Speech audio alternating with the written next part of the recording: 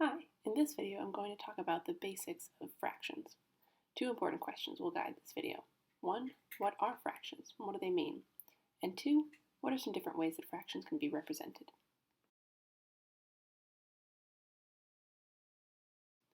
Suppose I have a drawing like this, one circle completely colored in. If I wanted to label that with a number, I could call it 1. It's clearly one item, just one.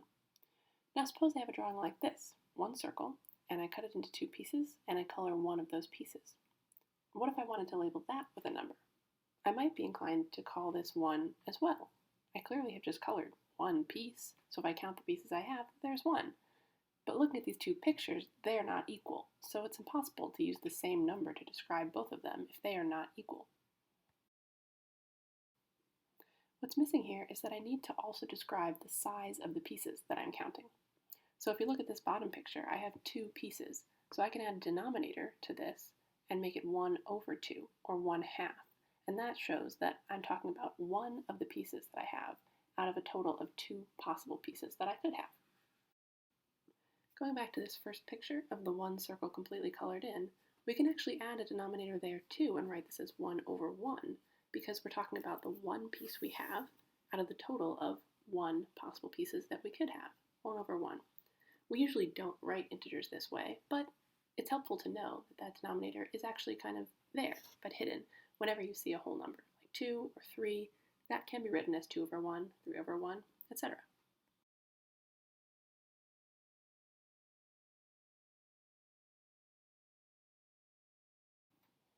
In the next picture here, you can see we've got 3 circles, each divided into 4 equal pieces.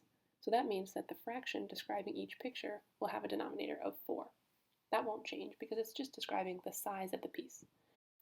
Then seeing how many pieces are colored in will inform the denominator. In this next picture, you can see the box is divided into 10 equal pieces, so the denominator will be 10, and we've colored in 5 of them, so the numerator will be 5/10. But you can also see that we can split this box into actually 2 equal parts, the top part that's colored in and the bottom part that's not, and importantly, those pieces are the same size. So we can also write this as 2 pieces, 2 equal-sized pieces in the denominator, one of which is colored in, so a numerator of 1. This can be written as 1/2. So this means that 5/10 and 1/2 are equal. And actually we can see this even without the use of the picture. You might notice that 5 and 10 both have a common factor of 5. So if we divide both the numerator and the denominator by 5, we'll get 5 divided by 5 is 1, and 10 divided by 5 is 2, 1/2.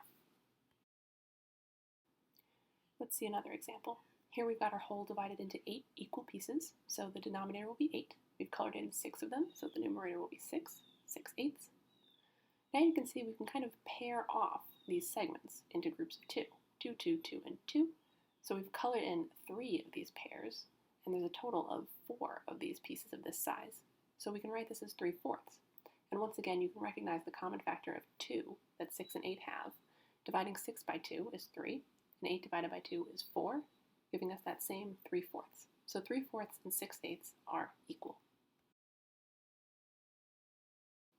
Let's look at one more example just using this common factor idea rather than a picture.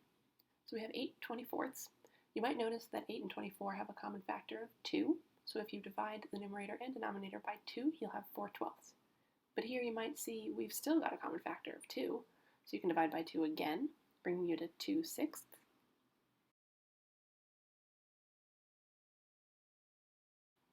And then you've still got a common factor of 2, so once again we can divide by 2 and get all the way to 1/3. And at this point, finally, we can see 1 and 3 have no common factors, so we've reduced as far as we can.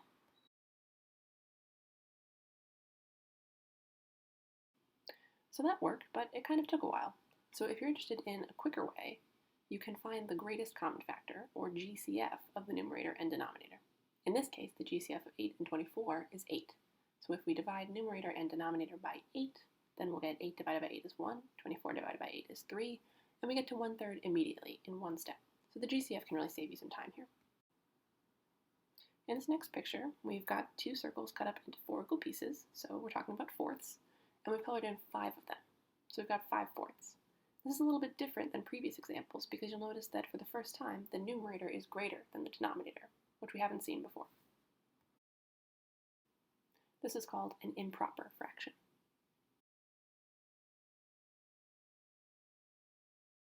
You might notice that in this picture of 5/4, we've got one whole filled in as well as one more fourth.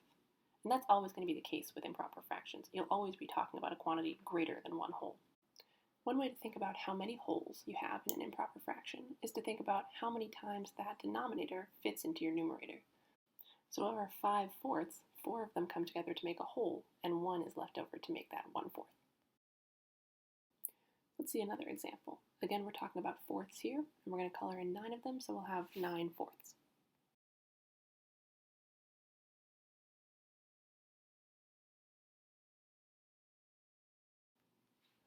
So again, we can look at the picture here and see that clearly we've got 2 whole circles that are filled in, plus an additional fourth at the end. But suppose you want to figure this out without having to draw a picture every time. One way to think about this is to think about how many times the denominator can go into the numerator.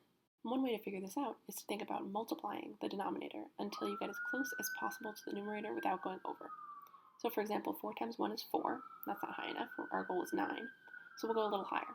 4 times 2 is 8. That's pretty close. 4 times 3 is 12. So now we've gone over 9. That's too far. So we want 4 times 2.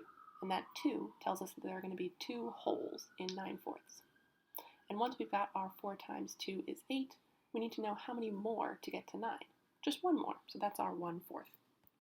So 9/4, an improper fraction, can be written as 2 and 1/4, which is called a mixed number, which we'll talk about next. So suppose you have a whole number and a fraction, which is called a mixed number, and we want to convert that back into an improper fraction. So take, for example, 4 and 1/3. The goal is to write this as an improper fraction using only thirds and no whole number. We've already got 1/3, so we just need to know how many thirds our 4 wholes account for. And one way to figure this out is to visualize it by breaking them up into thirds. You can see that each whole is 3/3, so the 4 of them together will be 12/3.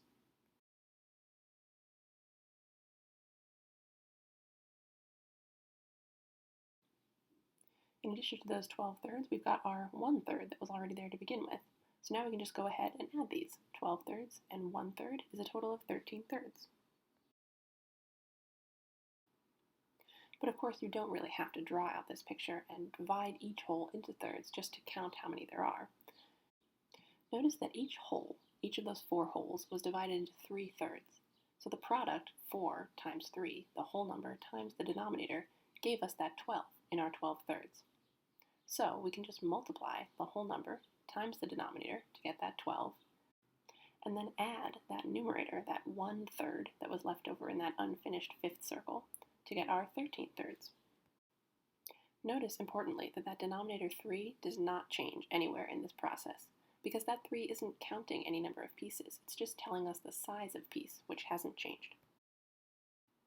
So now to wrap up, remember that we started with 2 important questions. What is a fraction? What does a fraction mean? And what are some different ways that fractions can be represented? I hope that by the end of this video you feel comfortable answering those questions, but if not, feel free to leave a comment or to reach out to me and I'd be happy to go into more detail.